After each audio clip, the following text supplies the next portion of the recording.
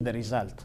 And we have been growing for the last 9 years in double-digit growth, around annually 11%. Yes, you have been successful. Yes. Can I take this out to a broader perspective, the regional issues?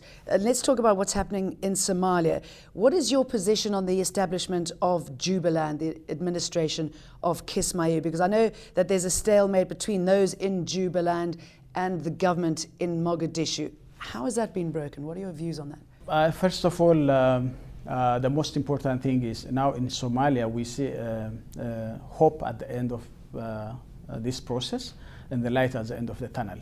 This is a remarkable achievement by the region and by the regional forces acting, working together with the Somali government. The issue of Jubaland is not a complex issue. And by the way, the Somalis should take the lead. It is the Somali government who should lead the process. Are you concerned that Kenya is aligning themselves with some clans in Kismayu? I don't think so. There is no one or this or that clan. We have as IGAD. IGAD is a regional institution which encompasses Ethiopia, Kenya, Sudan, Uganda, Djibouti, and Somalia itself. So in IGAD, we have put in place clearly that the process should be inclusive. And it should include all the ethnic and also tribes in Somalia. Actually, there are no ethnic groups, there's only one. And so all the tribes, all the clans has to be included in the process. So Kenya also embraces this IGAD's position. So there is nothing that you can accuse this country or that country siding to this clan or that clan. So you feel it's on track? Recently we have discussed with the president he was in Ethiopia, and I have had a bilateral with him. And we agreed that all the clans has to be included. That is the position of Kenya as well.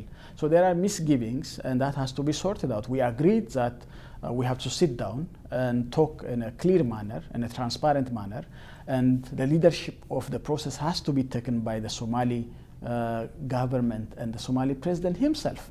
Okay.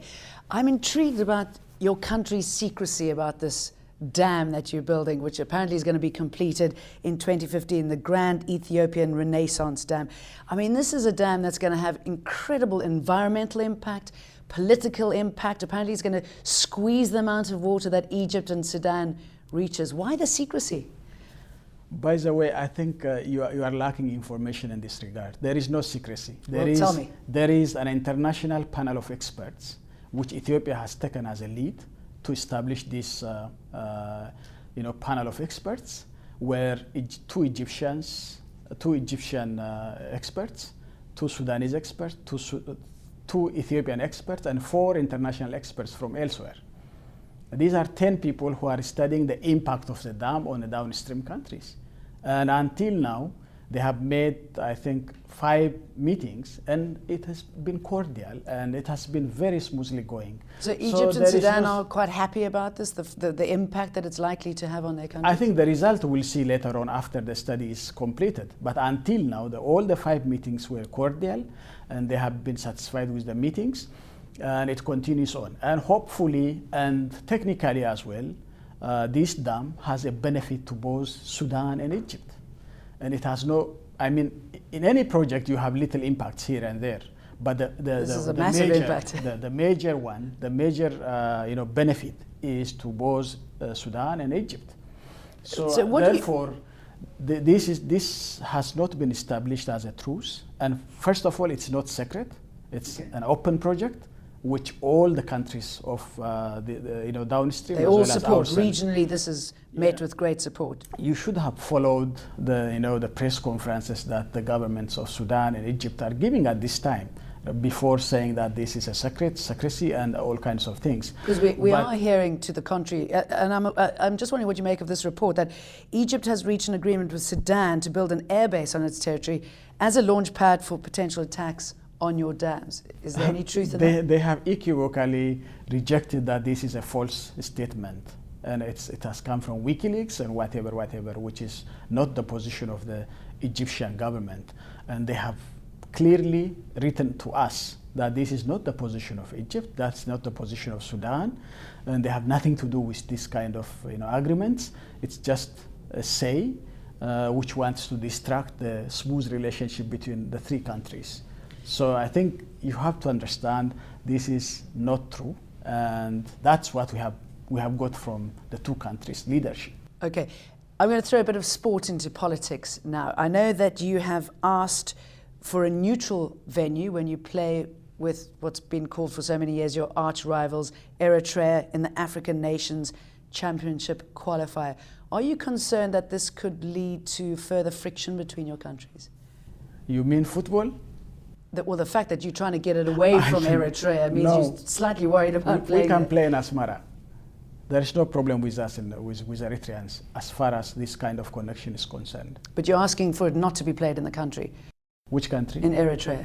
No, I have no information of such kind.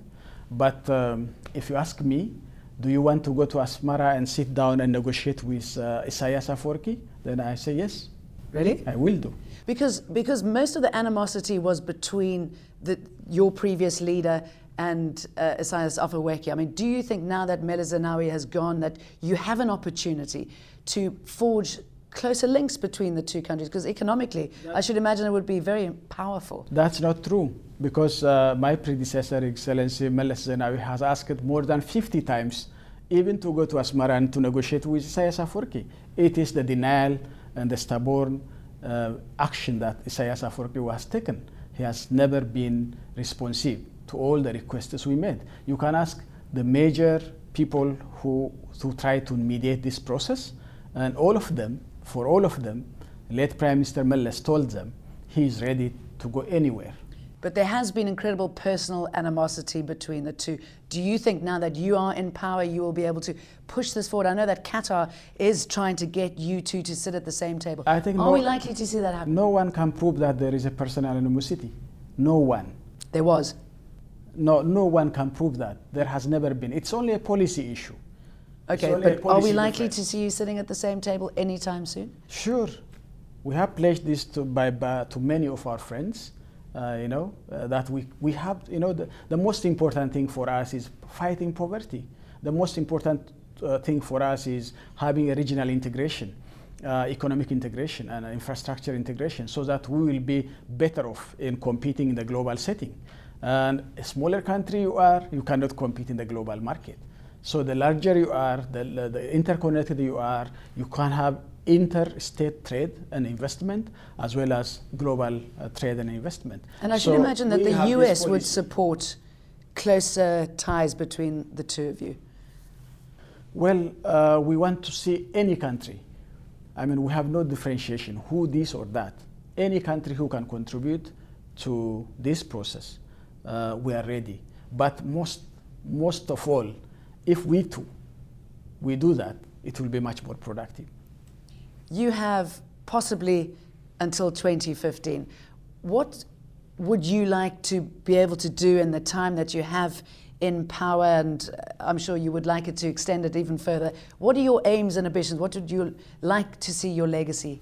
By the way, as a country, we have a vision. After 15 years, we'll reach a middle-income country with a green growth path. So this vision, we have already set in place as a ruling party, as a government, as a people. That has been embraced by our people. So my duty is therefore how to reach this vision and goal. And we have a number of issues that has to be addressed. The first and foremost thing is we have to continue on to build a vibrant private sector in the country. And you know that human development and human capacity is the major issue that leads to this kind of vision to be materialized. So in such a way that our universities and our technical and vocational training centers should produce entrepreneurs and very active people who engage themselves in the production process. So we want to focus on the productive sector, and our agriculture has to be modernized. It's in the process of modernizing, but industry has to grow much more faster than agriculture. So in that manner, we need to streamline all those issues to reach our goal. Without industrialization, you cannot have a middle income in the short period as we expecting it to happen. So I think I do not want to have my personal legacy. What I want to have is to have a people who is, extricated from poverty within this given period of time.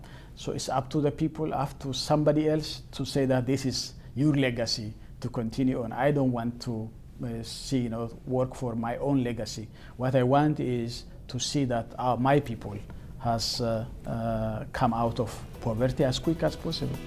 Prime Minister, thank you very much for talking to us. It's my pleasure. Thanks a lot. Thank you.